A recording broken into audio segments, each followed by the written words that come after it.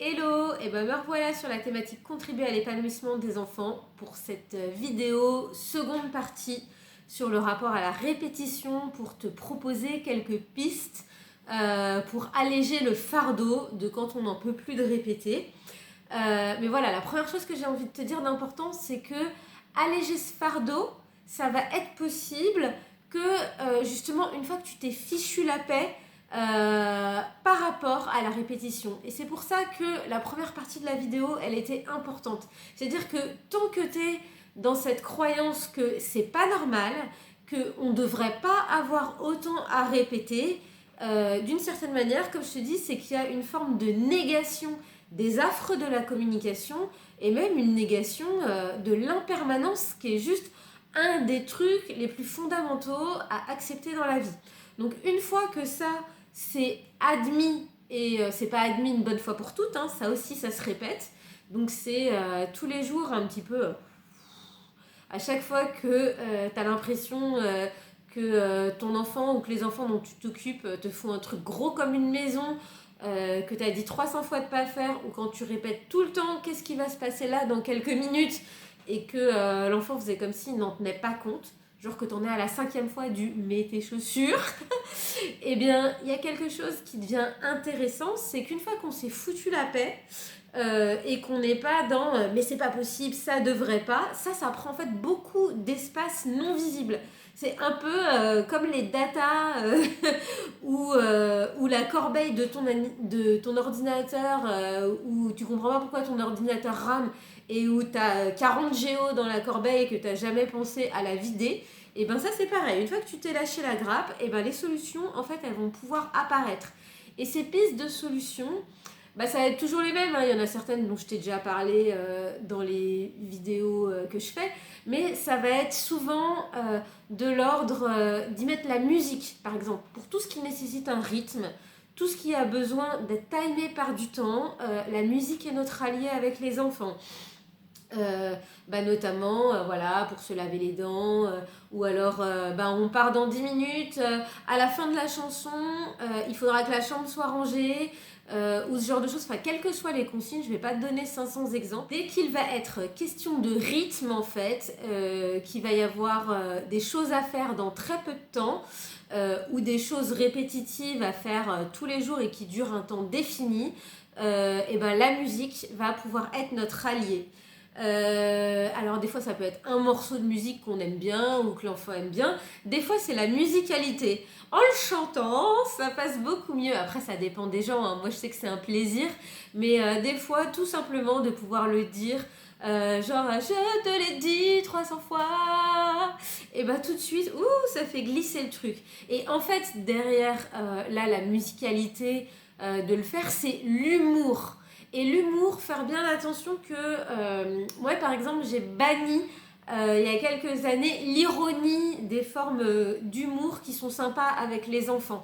Parce que ça va pouvoir marcher sur le coup, mais ça va créer une forme de doute chez eux, où eux en plus ils ont une notion beaucoup plus claire de l'ambiance, de la vibration, et du coup ils ne vont pas savoir sur quel pied danser.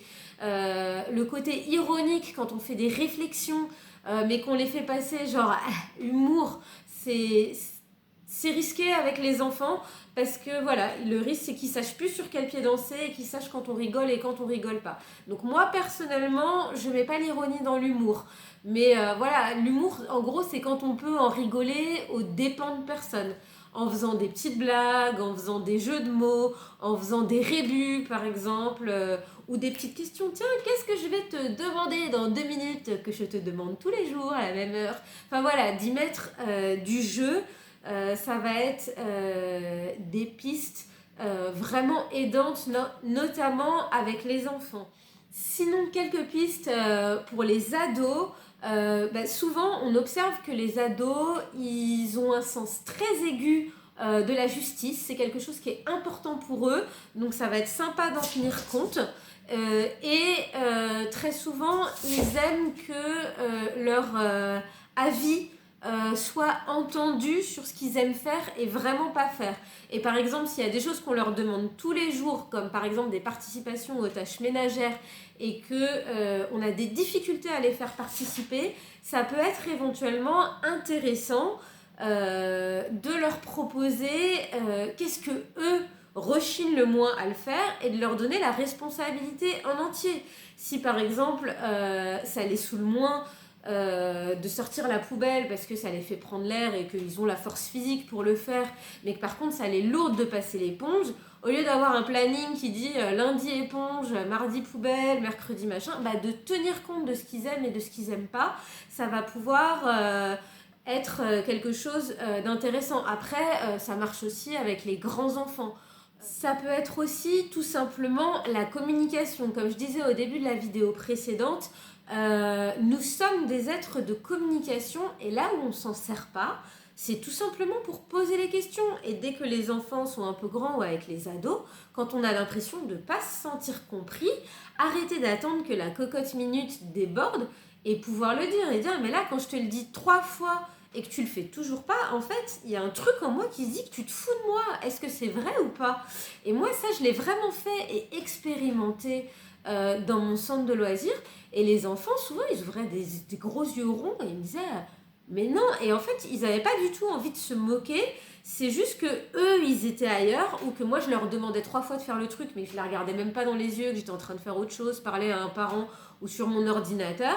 Et du coup, en fait, ça manquait de présence ou d'un côté ou de l'autre ou des deux côtés. Et du coup, en fait, l'information circulait pas. Donc, vérifier tout simplement et pouvoir dire aussi qu'on n'est pas Superman ou Wonder Woman et de pouvoir dire là, j'en ai marre en fait. J'en ai marre de répéter et justement pouvoir le dire à un moment où c'est encore possible de le dire sans que ce soit j'en ai marre de répéter et de pouvoir dire là, en fait, j'en ai marre de répéter donc je prends les rênes et je vais prendre les décisions pour tout le monde. Et puis là, ça va peut-être faire un peu mal, va peut-être y avoir confrontation, non, je veux pas et tout, mais ça va instaurer un truc quand ça circule pas, c'est le parent qui prend les rênes et ou le professionnel, hein, mais voilà, et de dire là c'est stop en fait, je ne négocie plus. Et voilà, après ça peut apporter d'autres formes de conflits ou ce genre de choses, c'est à tout un chacun de choisir. On est tous différents aussi, hein, si on a l'habitude d'avoir de relations plus, je veux dire, avec un qui décide ou plus de l'ordre de la coopération. On est tous des professionnels et des parents différents, donc ça c'est vraiment à chacun de sentir, mais d'essayer d'expérimenter différentes choses et des fois souvent aussi se rappeler que dès qu'on est dans le speed, dès qu'on est stressé, dès qu'on est énervé, on va avoir tendance à avoir des modes réactifs et curieusement on va ressembler à nos parents, on va dire les phrases qu'on a toujours entendues et même si on n'avait même pas envie de les dire. Donc tout ça aussi, pouvoir en rigoler, en mettre de l'humour et dire mets tes chaussons et faire tu as froid aux pieds. Bon, est-ce que c'est important vraiment pour moi qu'il les mette ? Est-ce que c'est pas important ? Est-ce que je vais le répéter 12 fois ou pas ?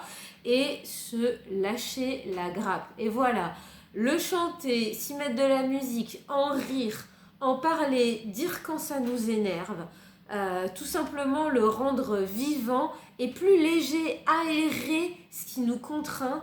C'est là où on va trouver les clés d'un quotidien, certes répétitif, mais épanoui. Voilà, j'espère que cette vidéo, deuxième partie, t'aura plu aussi. Pour la peine, je te montre ma cuisine.